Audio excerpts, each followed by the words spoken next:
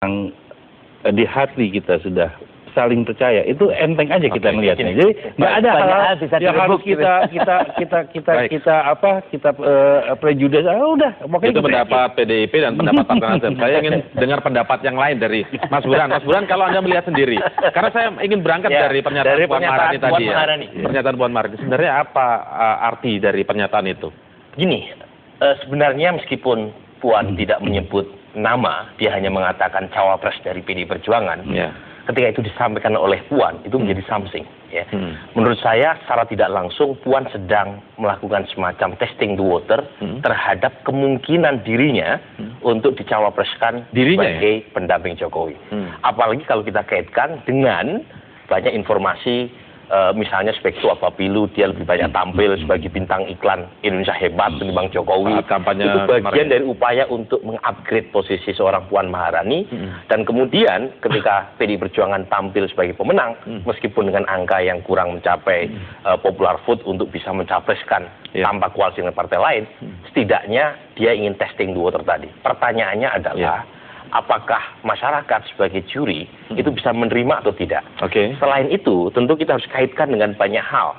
Pertama, gitu ya, bagaimanapun dalam konteks pemenangan Pilpres, itu pertanyaannya itu bukan sekedar koalisi pra-Pilpres, tapi yang jauh lebih penting adalah koalisi pasca Pilpres. Kalau misalnya Capres dan Cawapres berasal dari internal PDI Perjuangan, itu bisa menjadi persoalan di tengah tidak ada dominasi partai-partai pasca Pileg 2014.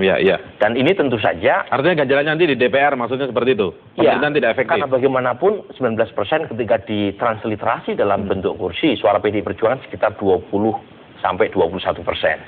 Dan itu pun itu masih jauh untuk mencapai single majority 50% per 1. Menurut saya akan jauh lebih baik dicari cawapres di luar PDI Perjuangan yang bisa diterima oleh Nasdem maupun oleh partai yang potensial menjadi mitra koalisi PDI Perjuangan, dan saat yang sama menjadi komplementer bagi seorang Jokowi.